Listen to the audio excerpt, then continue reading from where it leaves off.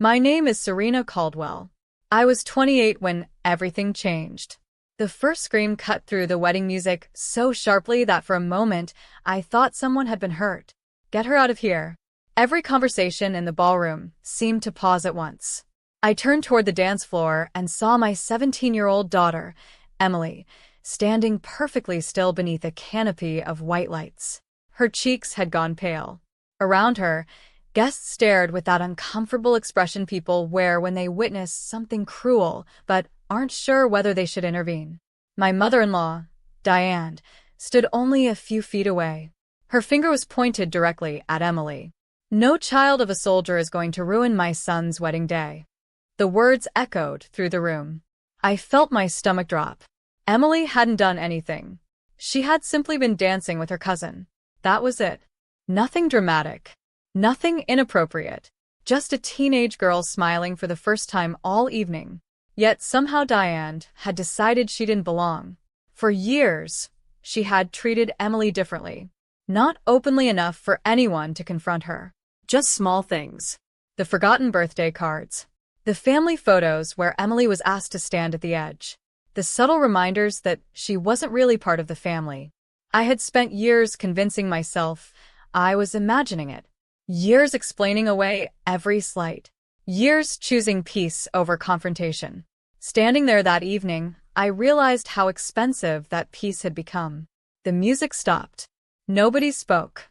Not my husband. Not Diane's relatives. Not even the wedding coordinator standing nearby. Emily's eyes found mine. I recognized the expression immediately. It wasn't anger. It was resignation. The look of someone who expected humiliation because it had happened before. That realization hurt more than Diane's words ever could. I crossed the ballroom and took Emily's hand. "We're leaving," I said quietly. Diane folded her arms. "Good." The silence that followed felt heavier than shouting. As we walked toward the exit, I noticed dozens of guests watching. Some looked embarrassed. Others looked relieved that the conflict wasn't theirs. Nobody stopped us. Nobody defended her. Outside, the evening air felt cold against my skin. Emily stared at the parking lot lights. "I knew she'd do something," she whispered. I wanted to tell her she was wrong. I wanted to tell her she wasn't unwanted. But the words caught in my throat, because deep down, I had known it too. And neither of us could have imagined that 2 hours later, police officers would be escorting me through the doors of an emergency room, and that everything Diane believed about my daughter was about to collapse. The drive home was quiet. Not the peaceful kind of quiet. The kind that settles between people when too much has happened and neither knows where to begin. Streetlights slipped across the windshield in long golden streaks. Emily sat beside me, staring out the passenger window. Every few minutes, she rubbed her thumb against the edge of her phone case, a nervous habit she'd had since she was 12. I wanted to say something. Anything. But every sentence felt inadequate. How do you reassure someone after they've been publicly rejected by people who are supposed to be family? When we finally reached home, Emily headed upstairs without turning on any lights. "Good night, Mom." Her voice sounded exhausted. I watched her disappear down the hallway and felt a familiar ache settle into my chest. There had been a time when family gatherings felt different. Before Diane's quiet disapproval. Before the subtle exclusions. Before every holiday carried an invisible tension that everyone pretended not to notice. I found myself standing in the kitchen, staring at an old photograph taped to the refrigerator. Emily at 8 years old, missing her front tooth. Holding a model airplane she had built with her grandfather. She looked impossibly happy. The image blurred as tears filled my eyes. Then my phone rang. Unknown number. I almost ignored it. Something made me answer. "Mrs. Caldwell?" A calm male voice. "Yes." "This is Officer Reynolds." The room suddenly felt smaller. My fingers tightened around the phone. "There has been an incident involving your daughter." For a moment, I couldn't breathe.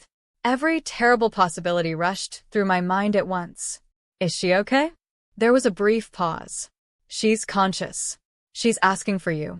The refrigerator hummed softly behind me. I remember noticing that detail because everything else suddenly felt unreal. "What happened?" "I'm afraid I can't discuss details over the phone." We need you to come to County Memorial immediately. The call ended less than a minute later. Yet somehow my entire life felt divided into before and after. I ran upstairs. Emily's bedroom door stood slightly open. Empty. The bed untouched. The lamp off. Confusion hit me first, then fear. I called her name. No answer. My heart hammered so hard it hurt. A second call came from the same number. Officer Reynolds again. When he explained where Emily had been found and why she had been taken to the hospital, I sank into the hallway floor. The wedding. The humiliation. The tears she had hidden. The walk she had taken afterward. Every piece suddenly connected. Within minutes, I was racing toward County Memorial beneath flashing traffic lights and a sky that seemed far darker than before. I didn't know exactly what awaited me inside. I only knew one thing. My daughter needed me. And somewhere beyond those hospital walls, a truth that had remained hidden for 17 years was quietly moving toward the surface. By the time I reached County Memorial, my hands were shaking so badly, I nearly dropped my keys. The emergency entrance glowed beneath harsh, white lights that made everything look unreal. Police vehicles sat near the curb, their blue reflections sliding across the hospital windows. An officer met me before I reached the doors. Mrs. Caldwell? I nodded. Your daughter is stable. Stable. Such a simple word. Yet it felt like the first breath I'd taken in 20 minutes. As we walked inside, he explained what little he could. After leaving the wedding venue, Emily had gone for a walk alone. A passerby had noticed she seemed disoriented and emotionally distressed. Concerned for her safety, they contacted emergency services. The officers spoke gently, but guilt pressed against my chest with every step. I should have stayed closer to her. I should have seen how deeply Diane's treatment had affected her. I should have listened when Emily insisted she was tired of pretending everything was fine. The hospital corridors stretched endlessly ahead. Machines beeped. Shoes echoed against polished floors. Nurses moved with practiced urgency. Life-changing moments were unfolding everywhere, invisible behind closed doors. Then I saw her. Emily sat upright in a hospital bed. A blanket covered her shoulders. The moment she saw me, her eyes filled with tears. I crossed the room and wrapped my arms around her. Neither of us spoke for several seconds. We simply held on. I'm sorry, she whispered. The words broke my heart. She was apologizing. As though she had done something wrong. You have nothing to apologize for. Her shoulders trembled. For the first time that night, she allowed herself to cry. Not the controlled tears she'd hidden at the wedding. These were years of hurt finally finding a way out. Eventually, a doctor entered. He reviewed a chart, asked a few questions, then assured us she would be released later that evening. Before leaving, he paused. There was one other thing. His expression shifted, more curious than concerned. We noticed something unusual in her medical records. Emily and I exchanged confused glances. The doctor opened a folder. Inside was paperwork from years earlier. Records neither of us had seen before. There appears to have been an administrative error involving family documentation when your daughter was very young. I frowned. What kind of error? The doctor hesitated. Honestly, that's something your family may need to investigate. After he left, silence settled over the room. A strange silence. The kind that arrives before a storm. Emily looked down at the paperwork resting on the bed. I followed her gaze. Among the pages was a familiar name. Diane Caldwell. My mother-in-law. My stomach tightened. Because, whatever this document meant, Diane's signature appeared on it multiple times. And for the first time that night, I began to wonder whether her hostility toward Emily wasn't simple favoritism at all. Maybe she had been protecting a secret buried so deeply that even she believed it would never be uncovered. But secrets have a way of surfacing, especially when the people they affect begin asking questions. Emily was discharged just after midnight. Neither of us felt ready to go home. Instead, we sat together in a quiet waiting area overlooking the hospital parking lot. The darkness outside seemed endless, broken only by scattered pools of light beneath the street lamps. The folder rested between us. Neither of us touched it for several minutes. Finally, Emily reached for it. "Mom," she said softly, "have you ever seen these before?" I shook my head. No. And that was the truth. As we carefully sorted through the papers, a pattern began to emerge. Medical forms, school enrollment documents, emergency contact updates. Most were ordinary, but several contained corrections that had been made years ago. Names crossed out, information rewritten, signatures added afterward. The same signature appeared again and again. Diane Caldwell. A cold feeling crept through me. I remembered dozens of moments over the years that had never quite made sense. The way Diane insisted on handling certain paperwork when Emily was younger. The family records she always kept locked away. The conversations that abruptly ended whenever I entered the room. At the time, I had dismissed those memories. Now they returned with unsettling clarity. Emily continued reading. Then she stopped. "What does this mean?" She handed me a page. Near the bottom was a note referencing a guardianship review conducted shortly after Emily's birth. My pulse quickened. Guardianship? That wasn't possible. I had raised Emily since the day she entered this world. There had never been a custody dispute, never a legal challenge, never any reason for such a document to exist. Yet there it was. Official. Stamped. Filed. Real. Neither of us understood enough to draw conclusions, but one thing was becoming clear. Someone had altered or concealed information, and Diane had been involved. The realization left me torn between anger and disbelief. Part of me wanted to call her immediately, to demand answers, to force a confrontation. But another part, the more cautious part, recognized that accusations without facts would accomplish nothing. For 17 years, Diane had operated from the shadows of family conversations. If there was a truth hidden here, it would require patience to uncover it. Emily stared through the window. "Do you think she hates me?" The question landed harder than anything else that night. I reached for her hand. No. My voice was steady, though uncertainty lingered beneath it. "I think people sometimes act strangely when they're afraid of the truth." She looked at me. Neither of us knew exactly what that truth was yet. But somewhere beyond the hospital walls, answers existed. And as dawn slowly approached, I made a silent promise. I would find them, not to punish anyone, not to seek revenge, but because my daughter deserved to know why she had spent 17 years feeling like an outsider in a family that should have embraced her. And for the first time, I suspected the answer might change everything Diane believed she controlled. The next morning, neither Emily nor I got much sleep. Sunlight filtered through the kitchen curtains, casting pale rectangles across the table where the hospital folder lay open beside 2 untouched cups of coffee. Everything looked ordinary, yet nothing felt ordinary anymore. For years, I had accepted certain family dynamics without questioning them.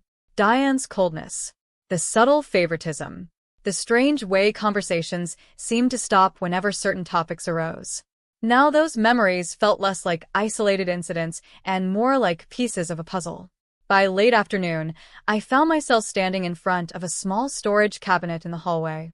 Inside were boxes I hadn't opened in years. Birth records, old tax documents, family photographs, school files.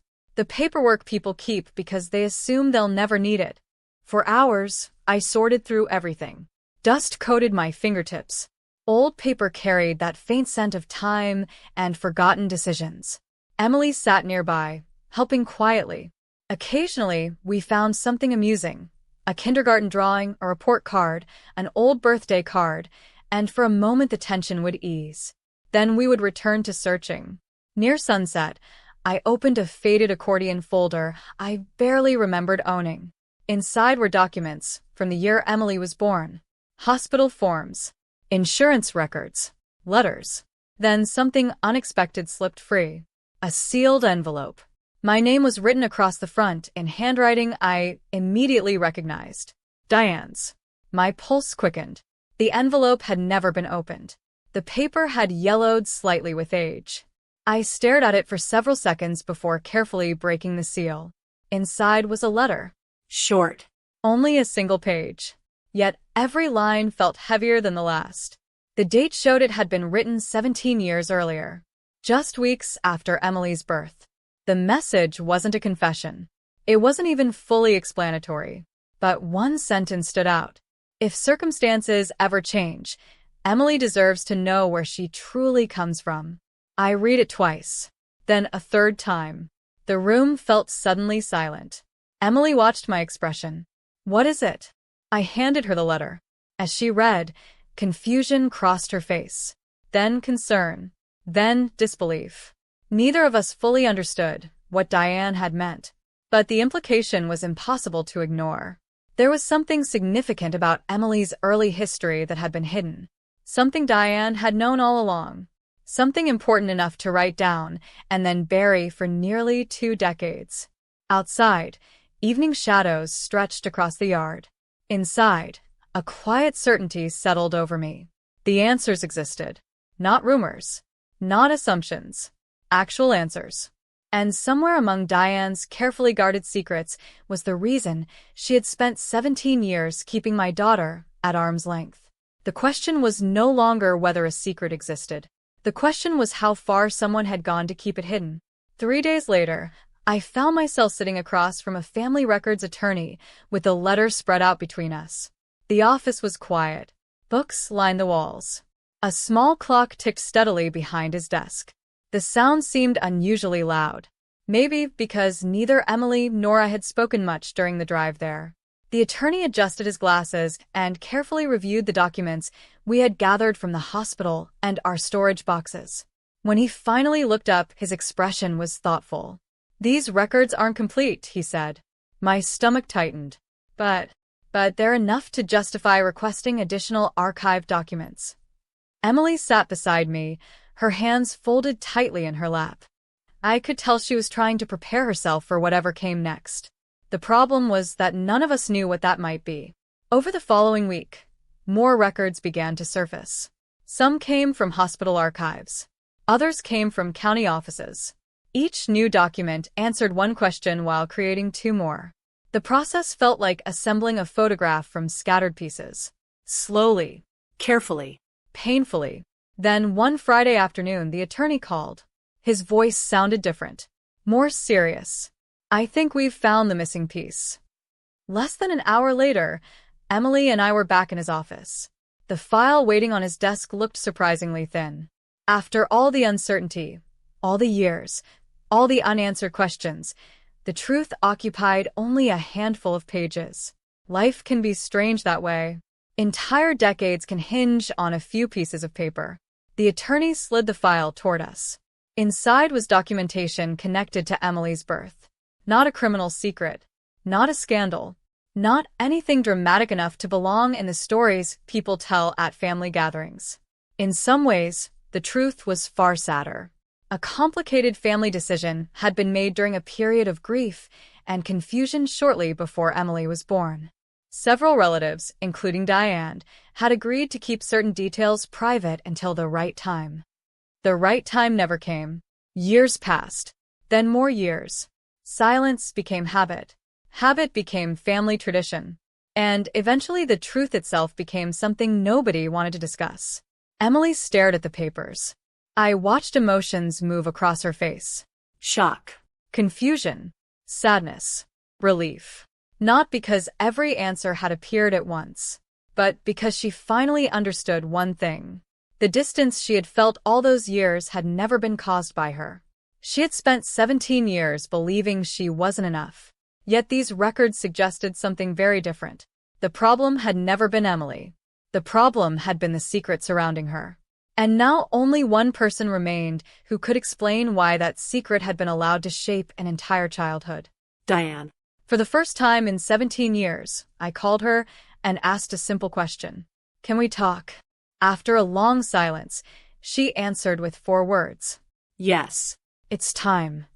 And somehow, those words frightened me more than anything we had discovered so far. Diane asked to meet at her house the following evening. The same house where countless holidays had been celebrated. The same dining room where family photographs lined the walls. The same front porch where Emily had spent years trying to earn approval that never seemed to come. As Emily and I pulled into the driveway, I felt an unexpected nervousness. Not anger, not resentment, just the uneasy feeling that comes before a long-delayed conversation finally arrives. Diane opened the door before we knocked. For a moment, I barely recognized her. She looked older than she had at the wedding. Not physically, emotionally, as though carrying something heavy for far too long. She invited us inside. No small talk. No polite introductions.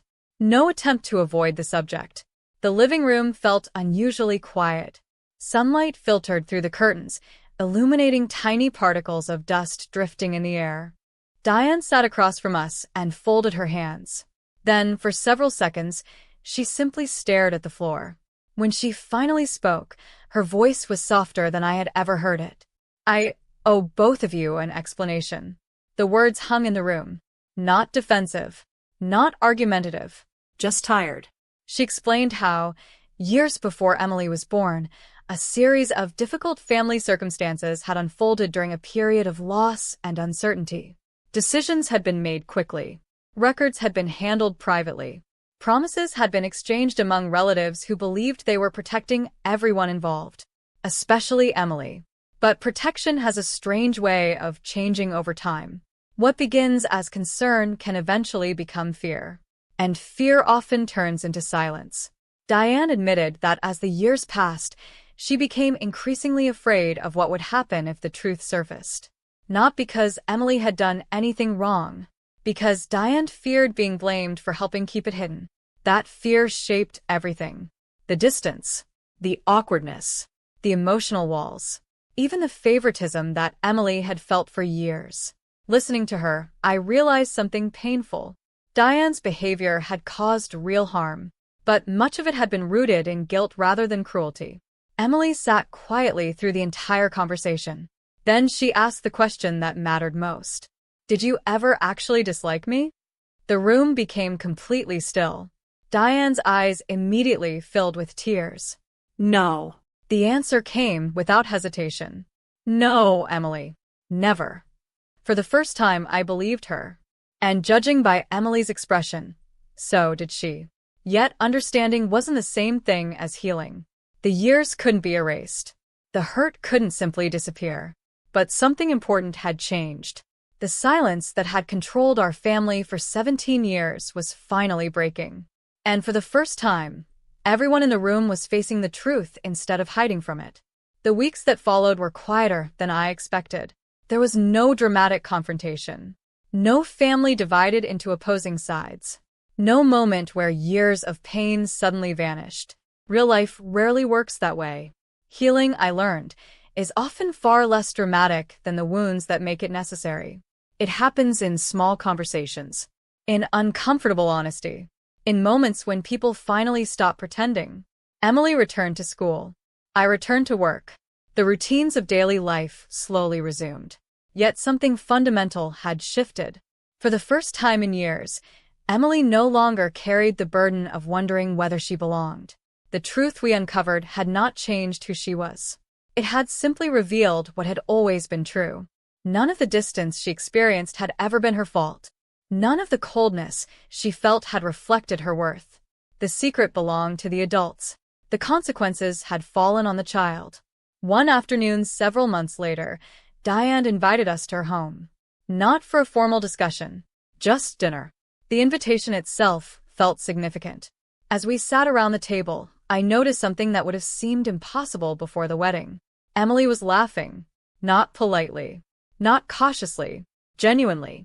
And Diane was listening, not judging, not keeping emotional distance, simply listening. The sight filled me with emotions I struggled to name.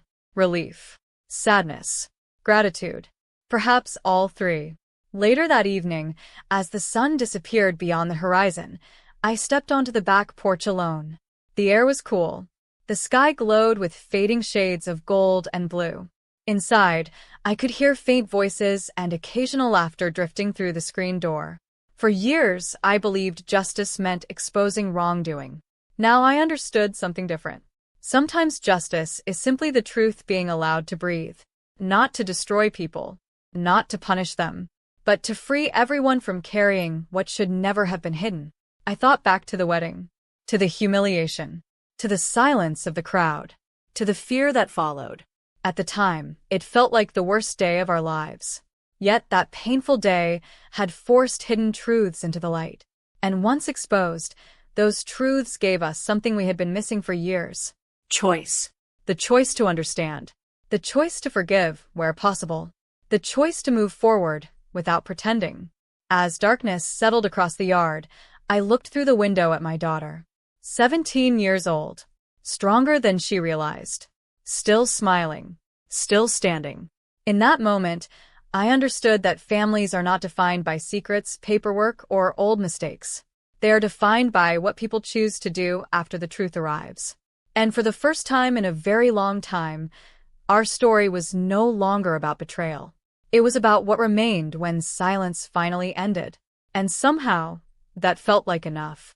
If this story touched your heart, don't forget to like, subscribe, and share your thoughts in the comments. Have you ever discovered a family secret that changed everything? Your story might inspire someone else who needs hope today.